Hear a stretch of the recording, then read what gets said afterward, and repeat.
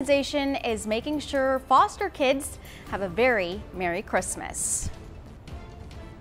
Multiple crews respond to a major house fire in Key Allegro in Rockport, and we're learning that this isn't the first disaster for the family affected. Those details are in tonight's top story. The Fulton Volunteer Fire Department responded to the call just after 5 p.m. on Luau and Sandpiper Street. They say the husband and wife who lived there had just left for a walk around their neighborhood, and by the time they got back, their entire garage was engulfed in flames. Crews say it took a while for them to put the fire out because of heavy fuel loads in the garage. Half of the couple's home is destroyed. However, this isn't the first disaster the couple has been through.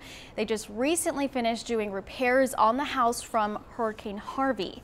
Officials are still investigating how it started, but they do say